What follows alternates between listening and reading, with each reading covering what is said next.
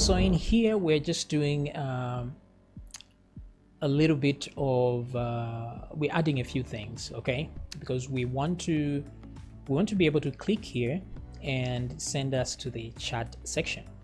Now for starters, if you notice, your name is also here, the person who's logged in, so you can't start a chat with yourself. So we have to fix this to a point where we are not supposed to see this name here in contacts.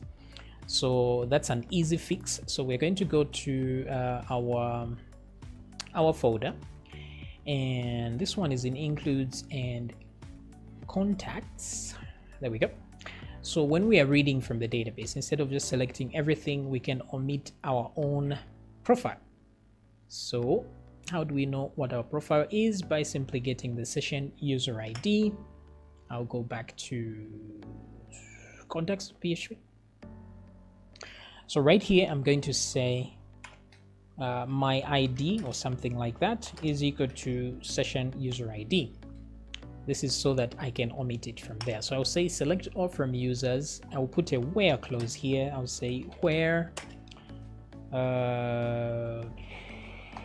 where user ID is not equal to.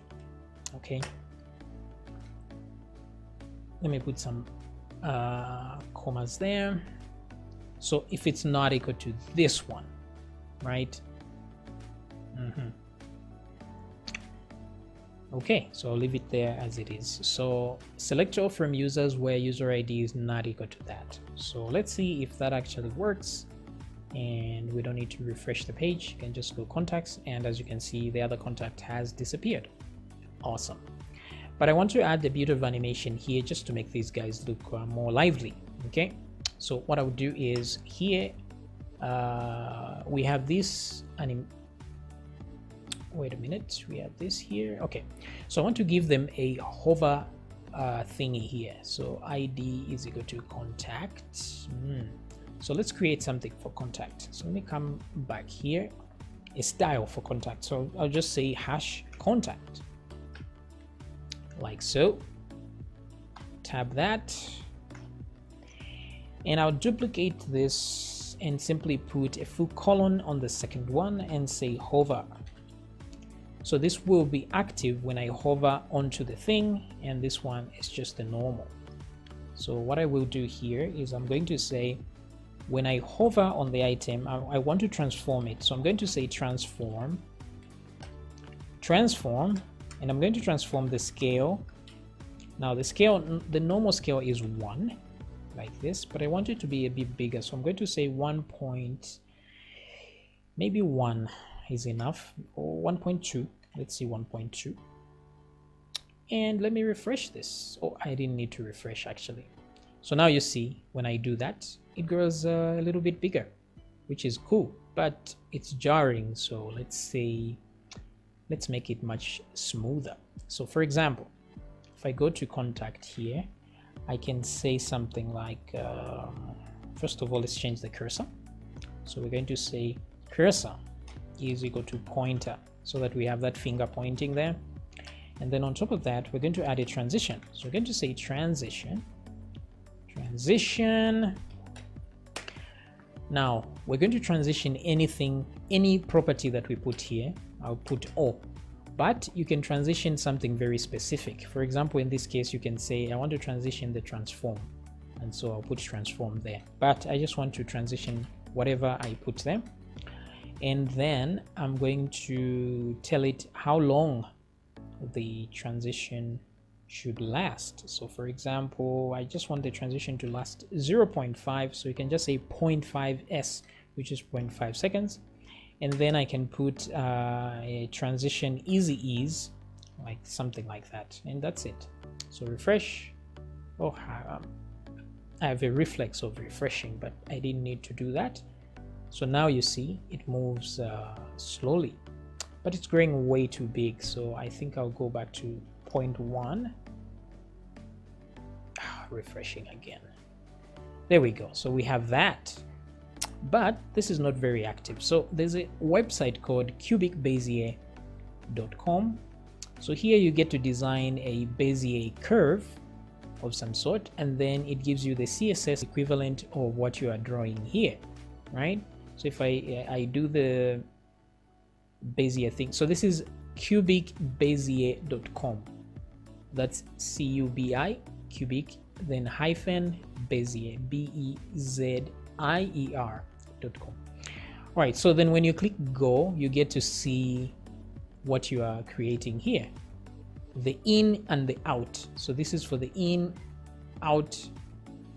There you go. So I already created my own cubic Bezier. Oh wait, did I? Oopsie. There you go. Go. That's weird.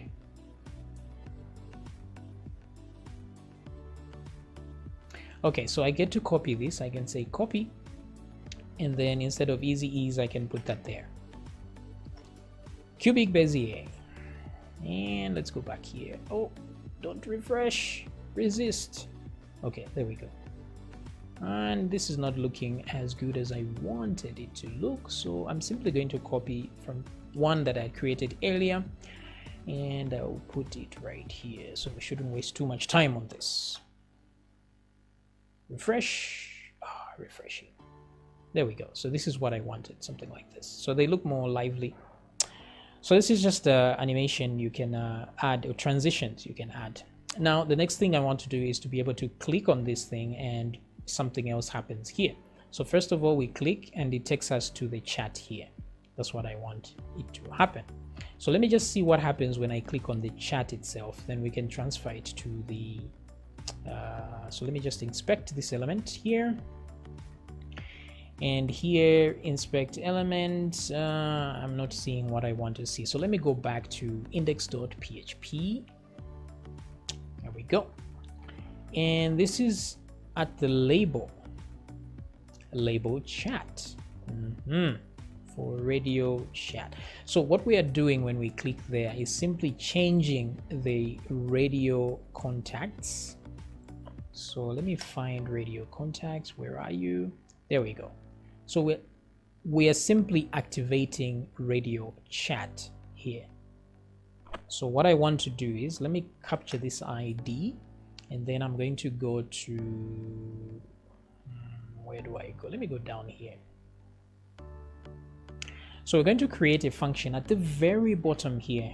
I'm going to say function start chat. So this is how we're going to be beginning a chat. Okay.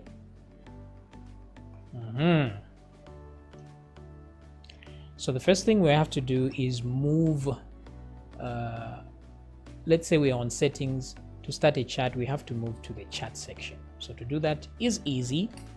We're going to say variable radio chat is equal to get element by ID radio chat, like so. Good.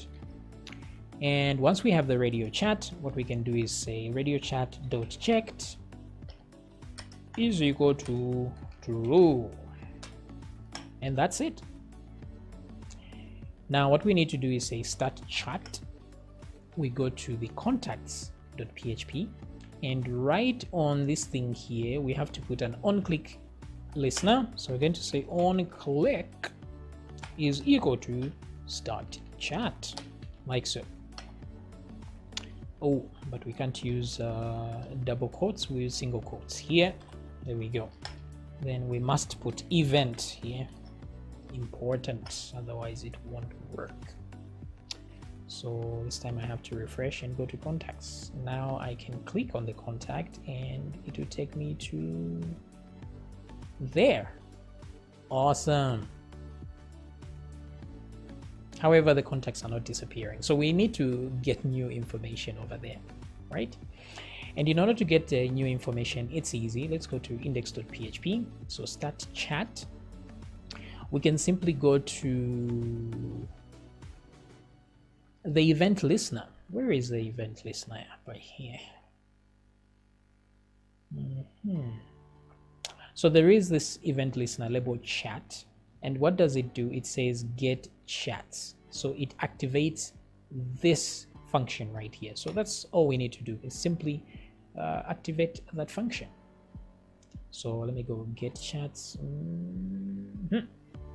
So let me go back down, and as soon as we change this, we tell it to get the chats, like so. I think that should do it. Okay, so let's refresh, and let me go to contacts. This time I click on get chats, and then chats go here. See that? Awesome.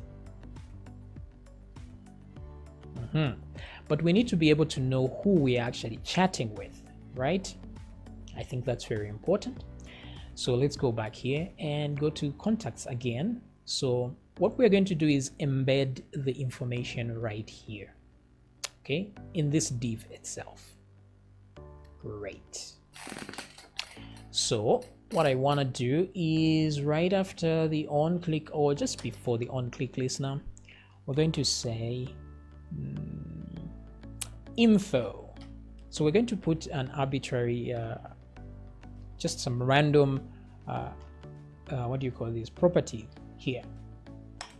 So this property is going to contain the information on this current user. So the most important information we want is the user ID. So I'm simply going to copy this, put it there, and change this to user ID. So instead of info, maybe I can just say user ID, of course. User ID is equal to that user ID. So if now I refresh the page and go to contacts, and then let's inspect one of these, you are going to notice that on the div contact, there's a user ID right there. So this is how we identify who we've just clicked to talk to, right? And then the important thing now is we can create, let me go to index.php. Excuse me. Okay, so start chat, right? So let's capture that event right there. So the event will lead us to the particular object that was clicked. So what I want to do now is simply to alert me. I want to, or let's use console.log, it's more elegant. Console.log, and then let's say e.target.id. So we just want to see the ID of what we have clicked, right? Simple and straightforward. Now this is the only thing with an ID. If we click on the image, there will be no ID, and if we click on the name, there will be no ID. So we have to find a way to still, even if we click on these, to still come back to this, which has a user ID. Great. So what I would do here is I'm going to say console.log. Let me refresh the page, inspect element. So go to the console, contacts. Now let me click here, and it's telling me that I clicked on an empty string, which is very unfortunate. And that's because I clicked on the image itself and not the div. So however do we fix this? Right. So what I will do is simply check and say if the ID is equal to empty. So if the ID is empty, it means we've clicked one of the children of the div. So instead we're going to say, so first of all, let's do this. Let me come here and say variable user ID is equal to e.target.id, like that. And wait a second, if this is not true, then we'll change user ID in here. We'll say user ID is equal to e.target.parent node, like so, .id. So what I want to see is oh, I shouldn't have removed that. So I want to see what user ID is going to be. So I'll say console.log the user ID. So what I'm looking for is contact, because I want to know that I have accessed this div right here. So I want to see the word contact, and then I'll be satisfied. So there we go. Let me refresh this and let me go to contacts and click on one of these contacts. And there we go, I see contact. That's good. And go here, I see contact. Great. So now instead of getting the ID, we need to get the attribute, this attribute right here, which is user ID. So to get an attribute is very simple, as you would expect. User ID is equal to e.target dot, instead of ID, we're going to say .get attribute. Take care of the capital letter there. So we're going to get the attribute. So what's the name of the attribute? User ID. So this is a good way to transfer information. So you can put as many attributes as you want. You can say user ID is equal to something. You can say name is equal to something. You can put as many of these as you want, and then you can simply capture them using get attribute. Okay, so let me get this part, get attribute, and let me put it this one here. So the attribute we're getting is user ID. So what we're saying is get the attribute user ID of the current thing that was clicked. However, if it turns out that user ID, or if it turns out that the ID of the target is empty, which means it's not the contact div, then use the parent node to assign to the user ID. So let me show, instead of talking, refresh contacts. Let's see, we're supposed to see some user IDs here. So there we go, we see one. Let me go back and let's see a different one. There we go. So different user ID, different user. So now we are able to know who we want to talk to. Awesome. So what do we do with this data? Now we're going to create a global variable in here to know who we are talking to at the moment. So I'm going to say that global variable is going to be called current. I'll use capital letters because it's important, of course.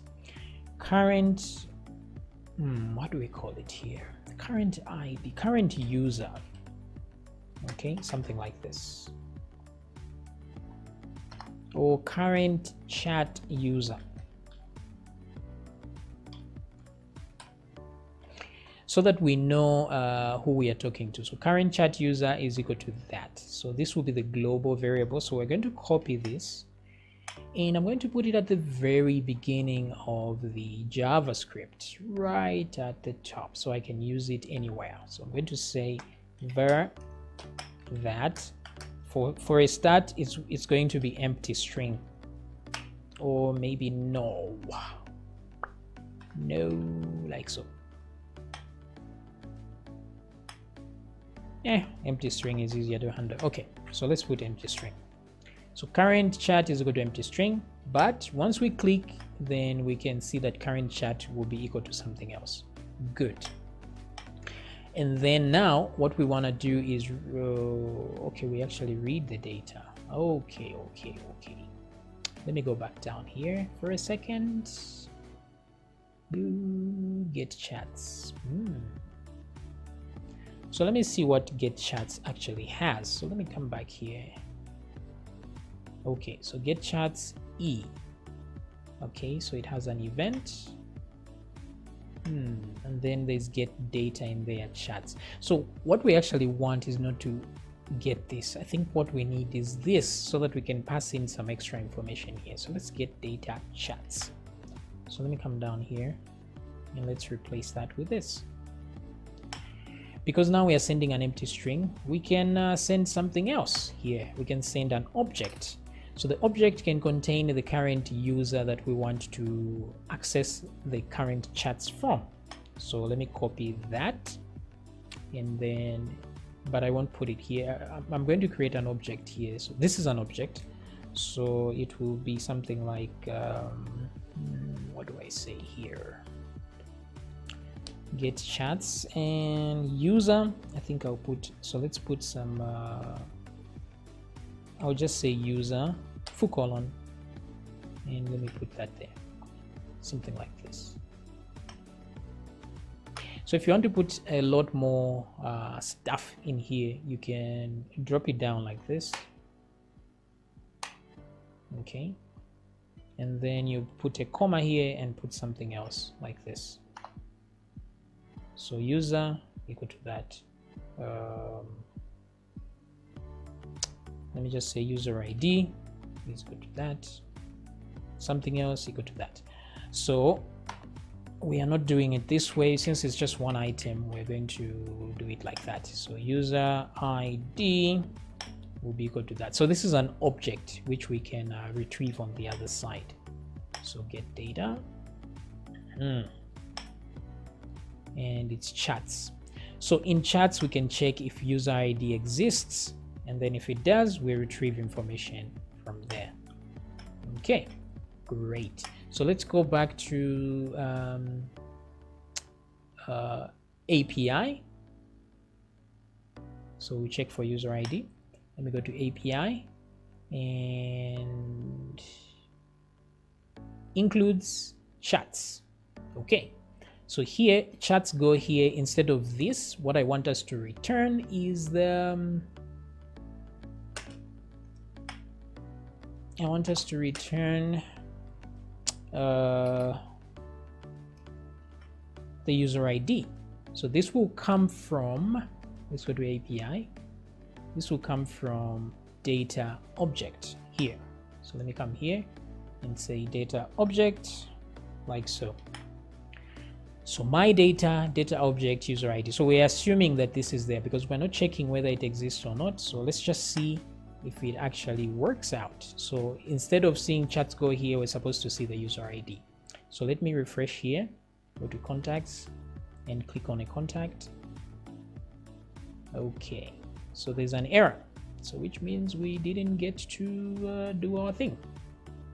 So what's the error? Unexpected character.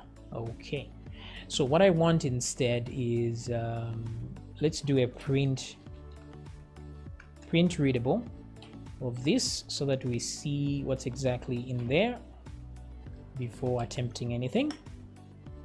So let me try this again, contacts, and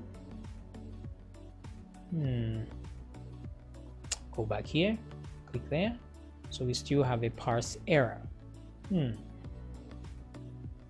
Okay. All right, so in order to know what's happening here, let's go back to the index.php real quick, and let me go to handle result. Where is this? Handle result, where are you? Handle result. So I just want an alert of what's happening. Result, so I can see the error really quickly here. Okay, we have that. Let me go to contacts. We have that. Great. Now for the moment of truth, let me click here. Okay, so we have an object and find is there, and then there's user ID. Oh, right. So for some reason, there's a class here which has, okay, it's an object which has created another object of find, and then there's user ID. Oh, so we have to go through find. Okay, great. So I see where the problem is. Let's go back to chats.php. So let me undo. So we're simply supposed to say find and then put another arrow like that, user ID. Okay, because it seems everything we put in here, that's how we set it up. Everything we put inside these parentheses here goes into the find variable. Okay, so that's why we have to go through it to access that user ID. Great. So let me close that. Let me refresh the page, contacts, and let me click here now. This should work now. Good. So there we have that user ID. Let me go back and let's click on John, and we have that user ID. So this is good. Now we know who we want to talk to, and so we can simply retrieve some more information about them. So to do that, we will do it in the next video.